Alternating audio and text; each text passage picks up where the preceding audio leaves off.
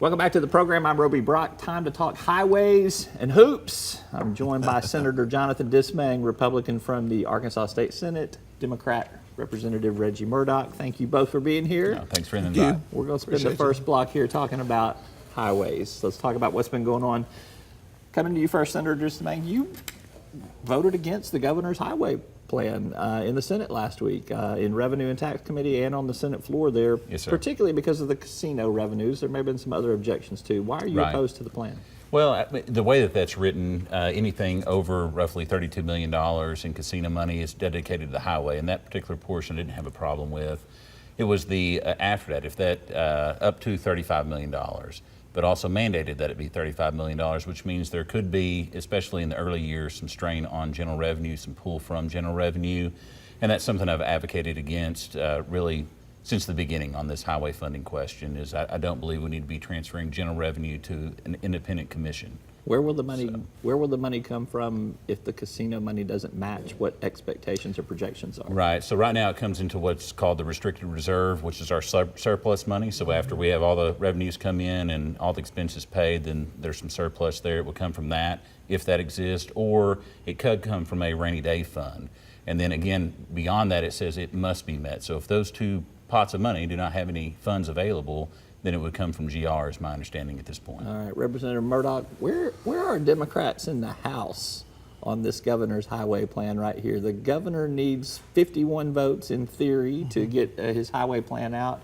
There's 76 Republicans, but if I recall correctly, Republicans are typically against tax increases.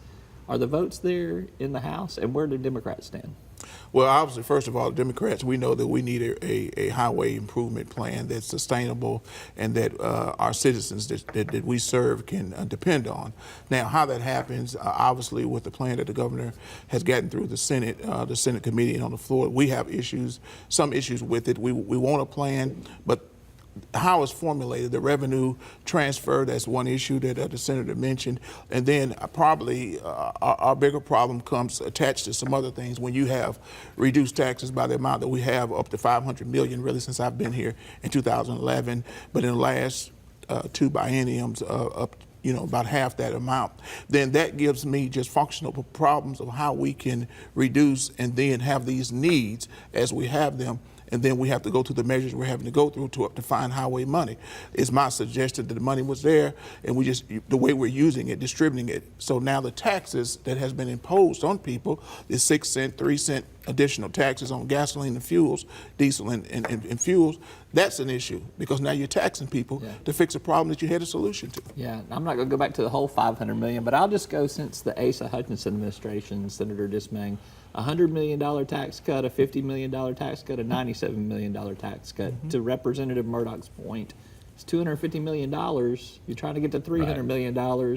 Well, and the implementation, or I guess the realization of the grocery tax cut on top of that also that took effect or will take effect this year. So yes, sir, there's been some significant cuts. And I would say, again, for me, fundamentally, that the Highway Commission was voted on the people to be independent. And any tax increases for roads, I believe, should be voted on by the people. I'll be supportive of the half-cent referral or extension that I'm assuming will make it out of both chambers for the people to vote on. But again, it really, for me, it's just a matter of independence and where the highway department I don't know if I'd assume necessarily. Go ahead. Yeah, well, and if I can opine on that assumption that we send it out to the people, I think that the people elected 135 of us to come here and make these tough votes.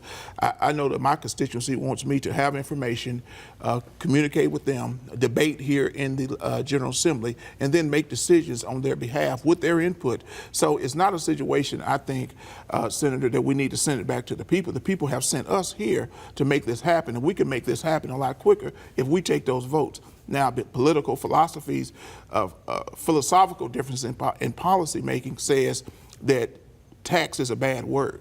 Tax is not a bad word. The thing that we need to be is accountable, and we're able to justify the uses of dollars. I don't care whether you're Republican or Democrat in this state.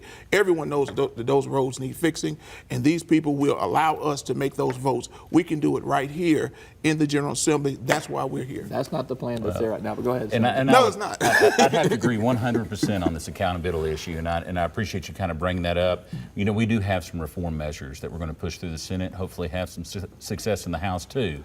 And those are related to making sure that the highway department is efficient, that they have the right procurement processes in place, and that there also are some project reviews so that we can see what's actually happening, make sure that we have best practices, and ensure that we're actually utilizing those dollars to the best Is that of our ability. something you're pushing next week? Yes, sir, absolutely. Where will the roads be built under this $300 million plan? Do we have any clue at this point in time? My understanding is that this portion right now that the legislature is voting on will deal mainly with repairs and bridge and maintenance. But specifically where that's going to be spent, no, I don't believe that there's been. I would hope that there's not been any agreement between legislators and the Highway Commission as far as how those funds should be specifically spent. I hope that we're doing it where it's needed most. Any concerns from either of you on the potential legal challenge to these votes? There's the argument that a 51% vote on, say, the wholesale fuel tax increases will be there. But those are existing taxes, and some would argue that there's a legal argument that you need 75% on those. Are you worried about the legal challenge? I've heard about that argument. I'm not necessarily worried about it. I hope that the diligence is done so that as we go and make those votes, that we're in the proper place. So I do think that is a concern out there that I think the second floor, the executive branch, and others are looking at to make sure that we're okay. Yeah. I mean, I think it's something always to be considered, and I mean, I think we have even our own staff is conflicted on whether or not this is going to meet that threshold. And so, as far as the Senate, it did pass with 27 votes on Thursday. So, we've met that threshold. I'm not sure. We'll just have to see if they're able to meet that threshold in the House, which then it would be kind of. I know where my money is. A lesser point. Hey, you better be banking on sovereign immunity. That's all I got to say. So, all right, let's take a quick commercial break and come back and talk about some charity basketball. A little friendlier turf there, all right, between Absolutely. Republicans and Democrats. Maybe not Senate and House, though. We're back with more right after this word from our sponsors.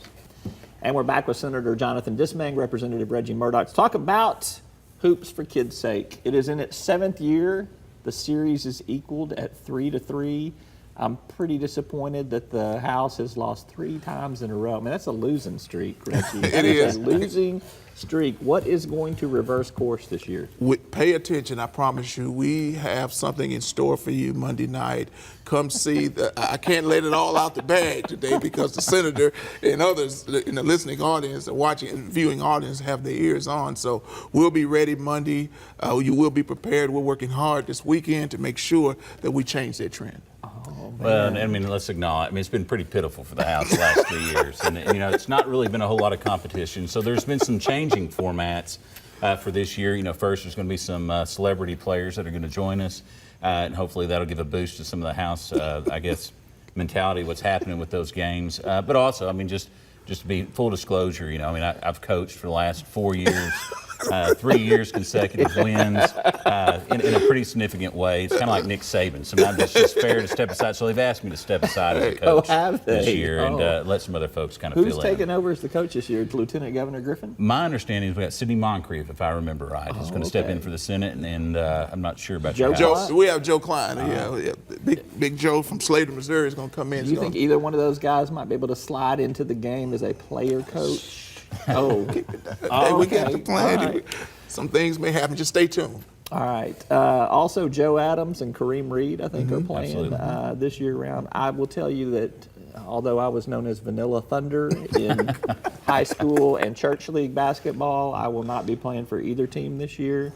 So none of my Vince Carter dunks, where my arm goes down in the rim, I'm not helping either one of them. The rim is safe. All right, it is Hoops for Kids' Sake. It's Monday, February 25th at UALR's Jack Stevens Center. General admission tickets are $10, available at the door. All proceeds benefit Big Brothers Big Sisters of Central Arkansas, Boys and Girls Club of Bryant, and Boys and Girls Club of Saline County. Who wins? We will find out for bragging rights. Representative Murdock, Senator Dismang, thank you both. Thank you. Thank you for tuning in. That's all for today's program. I'm Roby Brock. We'll see you next time.